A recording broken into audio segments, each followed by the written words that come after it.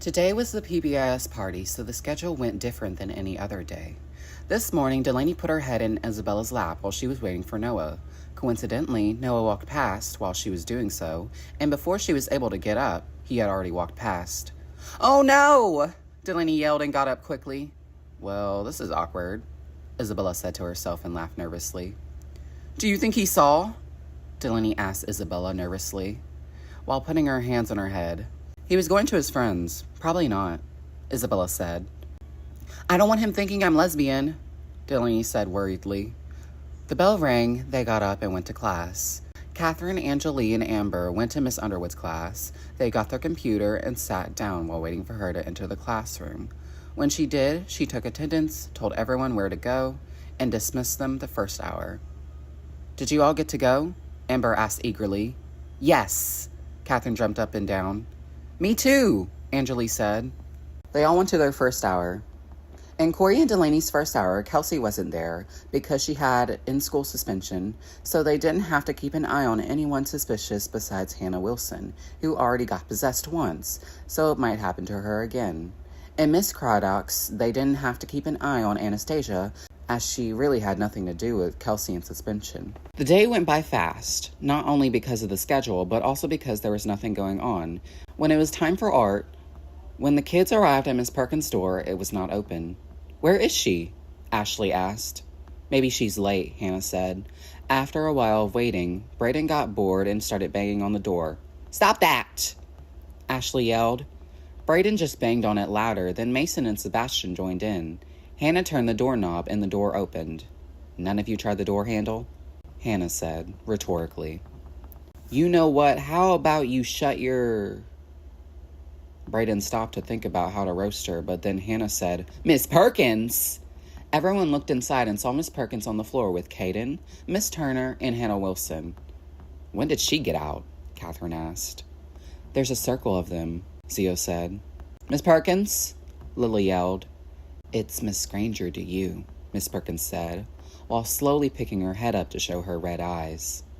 "Miss Granger," Mason said, "we need to make a deal with you." No, you don't," Miss Perkins said. Catherine walked up and told her, "If we give you what you want, will you stop haunting the school?" "Never!" Miss Perkins said, then laughed. The room started shaking. All the art supplies began falling onto the floor, and everyone backed away. "You don't need to do this, Miss Granger," Ashley said. "Just tell us what you want, and then you'll get it." "I want to be fired, and I want to be alive again," Miss Perkins yelled.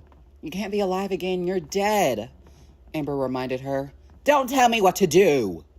Miss Perkins grabbed a chair and threw it. Everyone ran out the door and down the hall. Miss Perkins chased them. Miss Bergeron saw them again, and they stopped and panicked. "Miss Bergeron, please let us go. We can't stay right here," Hannah begged. "We're about to die," Zio said, then whispered, "Finally, it's my time." Miss Bergeron said, "That's too bad, kids." "Huh?" everyone said. "I think you should get back to class," Miss Bergeron said in a neutral voice, then picked his head up to show the red lights in his eyes. "Ah!" Ashley screamed and pushed him. "Sorry, Mr. Bergeron. Let's go," Hannah told her. While everyone ran away, she grabbed Ashley and pulled her along. When they entered the computer room, they all huddled together and discussed a new plan. "What is going on with Miss Perkins?" Brayden finally asked. "There's an investigation going on you don't know about..." Mason then got cut off. "Shut up, Mason, you don't know anything," Brayden said.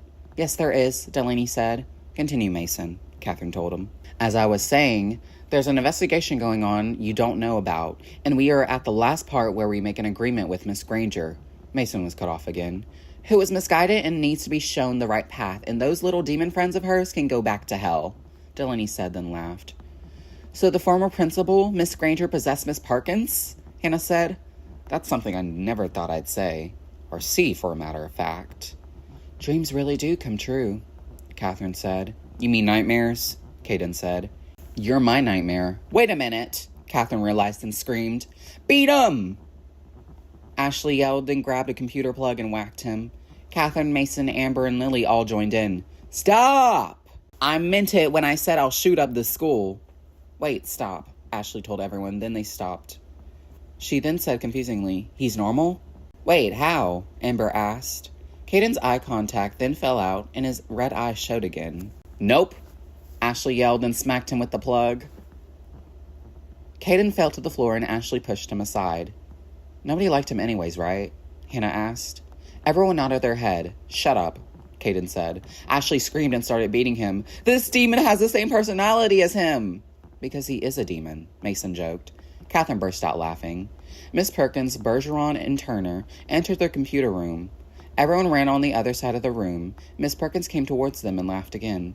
"Say goodbye to your friends in this little school," Miss Perkins said. Then she raised her hand. "Miss Granger, wait!" Amber stopped her. "Don't you understand we all like this school too? We love it as much as you do, and if you're just destroying something you love, what are you doing?" "Yeah, without this school, I wouldn't have all my friends," Catherine joined in. "I wouldn't have met Noah," Delaney said. Everyone looked at her with a questionable look. "And my friends," she mumbled.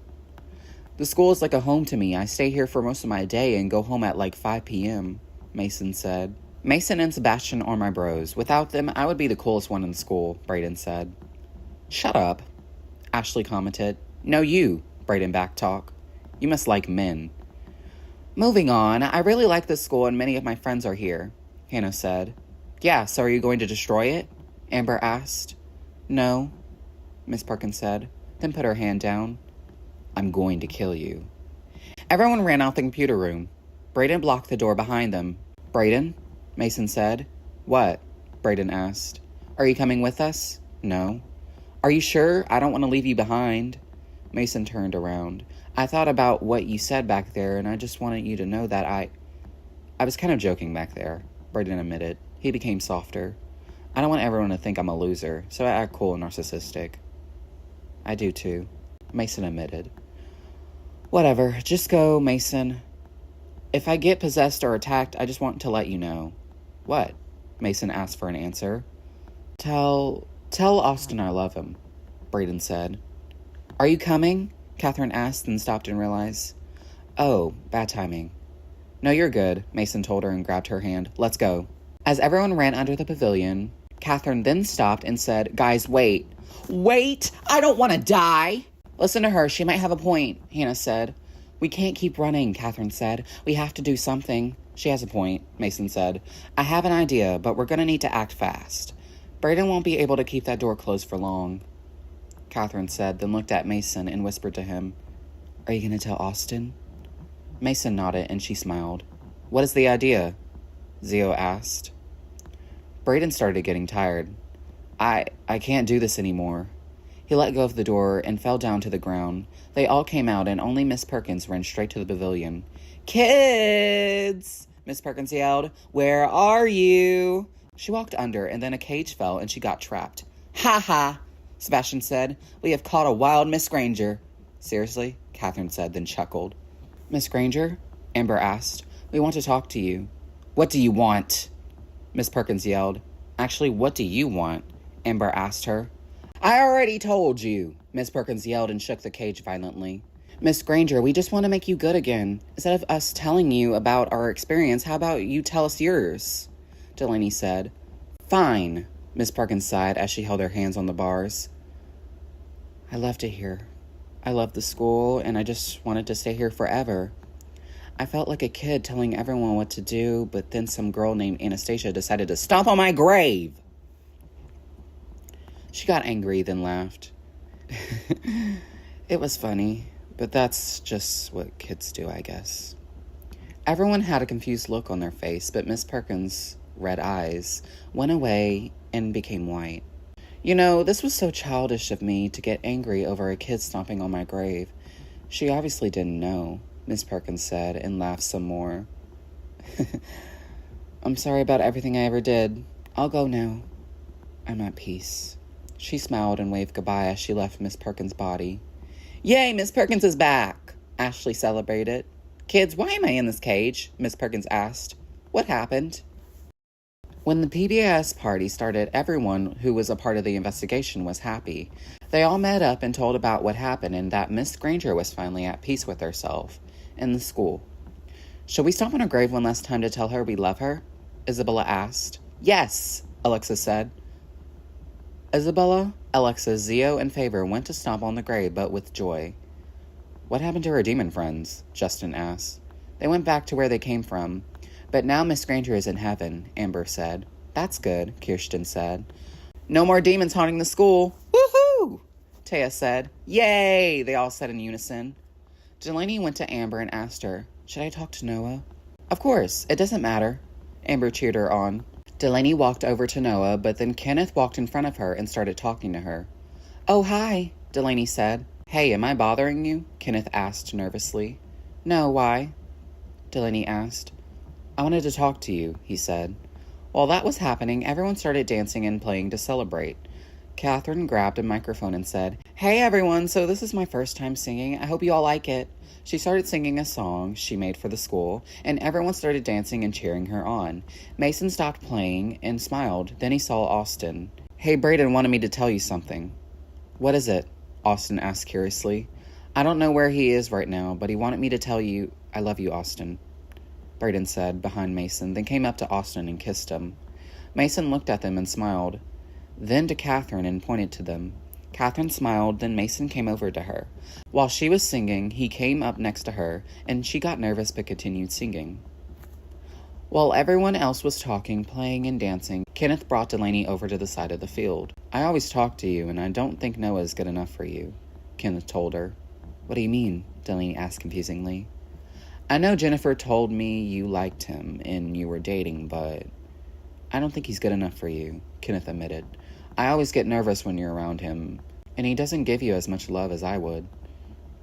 Kenneth? Delaney asked. Do you like me? He hesitated for a moment to say anything, then said, Yes. Oh my God, Delaney was shocked. When Catherine finished singing, everyone clapped or continued dancing. I loved your song, Mason told her. Thanks. I saw Austin and Brayden over there. They look so cute together, Catherine said. I know, Mason said, then turned back to her. You know what else would look cute together? What? Catherine asked, then laughed. Us, Mason said, then kissed her on the lips. Catherine gasped, then hugged him. Delaney was trying to figure out what to even tell him. Does this mean you'll accept my bottle caps? Delaney asked in a serious tone. Of course. I don't care if it's garbage to him, but it's not to me if it's a gift from you, Kenneth told her. Thank you, Delaney smiled. Kenneth smiled too, then he hesitated to do it. He was scared, but he did it fast. He kissed Delaney on the cheek and Delaney's mouth dropped open. It was the night of love, forgiveness, and redemption.